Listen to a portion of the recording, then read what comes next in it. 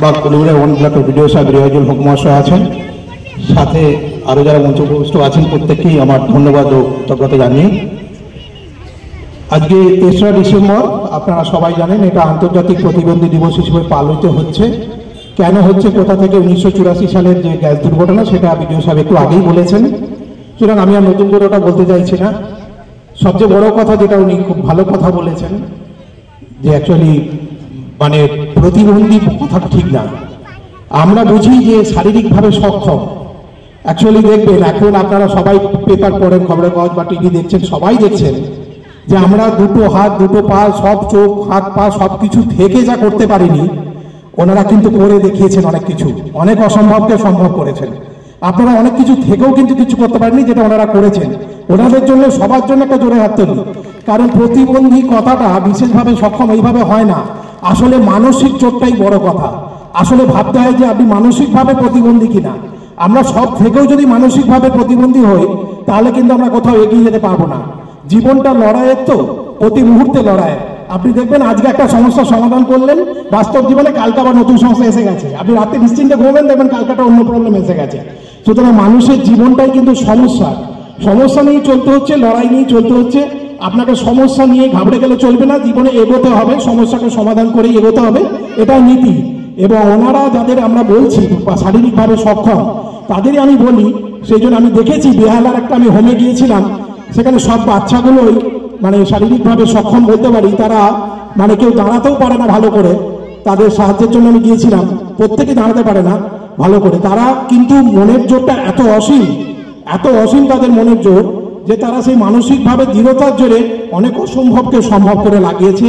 তাদের আমি মানে অন্য জামাকাপড় দেওয়ার সাহায্যের সঙ্গে তাদের আমি একটা চারা গাছ উপহার দিয়েছিলাম। এটার অবশ্যই তারা আমার সাথে একসাথে চারা গাছটা বসিয়েও ছিল। এটার কারণ একটা, আমি থাকবো না, গাছটা বেড়ে উঠবে, ওরাও যেমন এই শিশু থেকে মানসিক দৃঢ়তাভাবে গাছটা যেমন ডালপালা মেলবে, ওরাও একদিন ওই শারীরিকভাবে সক্ষম হয়েও ওরা কিন্তু বিশ্বের দরবারে নিজেদের শ্রেষ্ঠ প্রমাণ করবে। এই প্রতীকটা প্রমাণ করানোর জন্য ওইদেরকে গাছটা রাখা হয়েছিল আর কি। সেই গাছ এখন বড় হয়েছে, ওরাও আস্তে আস্তে বড় হচ্ছে, ওরাও আস্তে আস্তে মানে সমাজে আমাদের সাধারণ মানুষের থেকেও বেশি কিছু করে দেখাচ্ছে হয়তো।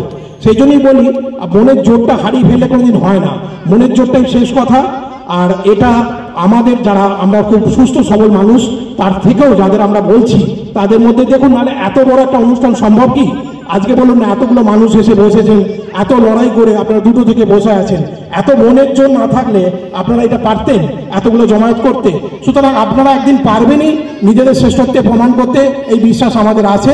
অবশ্যই ভিডিও সাহেব যেটা বললেন যে প্রশাসনিকভাবে যেটা দরকার, সাহায্যের হাত প্রশাসনিকভাবে যত রকমভাবে লাগে সেটা ওনারা বাড়িয়েই দিয়েছেন।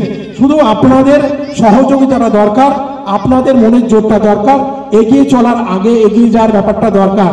তাহলে দেখবেন আপনারা একদিন নিশ্চয়ই সমাজে আমাদের মতো যারা সাধারণ মানুষ বা সুস্থ সবল মানুষ তাদের থেকে অনেক দূর যাবেন। কারণ বিশ্বের মঞ্চে বলুন, ভারতবর্ষে বলুন বা বাংলার গর্বেই বলুন, দেখবেন যাদের আমরা বলছি যে মানুষটা পারে না, সেই মানুষটাই কিন্তু করে দেখিয়েছে যেটা আমরা সবকিছু থেকেও আজ করতে পারিনি। আশা করব এই দৃঢ়তা, এই আজকের দিনে এই শপথ থাক, আজকের দিনে শুধু ৩রা ডিসেম্বর নয়, সারা বছর ধরেই, সারা জীবন ধরে এই দৃঢ়তাটা আপনাদের মনের মধ্যে থাক। আর আমরা সবাই যারা সুস্থ সবল করে পরিচয় দিচ্ছি তারা সবাই আপনাদের পাশে আছি। অবশ্যই প্রশাসনিকভাবে সব রকমভাবে সরকারি তরফেও আপনারা সবাই পাশে আছেন, সরকার সব রকমভাবে সাহায্য করবেন, সেটা ভিডিও সাহেব একটু আগেই বলেছেন। সুতরাং দরকার যদি আপনারা যদি একটু এগিয়ে আসেন বা আপনাদের মানসিকতাটাকে আপনারা জয় করুন, যে এই দিনটা নয়, এই দিনটা সারা বছর পালিত হবে, সবাই আপনাদের জানবে, সবাই আপনাদের জয় জয়কর করবে, এটাই আমরা আশা রাখি।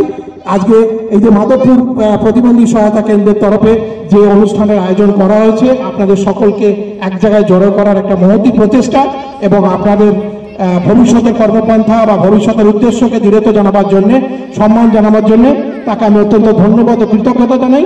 সকলে ভালো থাকুন, নমস্কার। আজকে এনাদের এই মহামূল্যবান বক্তব্যের মধ্য দিয়ে আমাদের এই ক্ষুদ্র অনুষ্ঠান সাফল্যমণ্ডিত হতে চলেছে, তাই এনাদের জন্য আমরা জোর করে একবার করতালি দেব।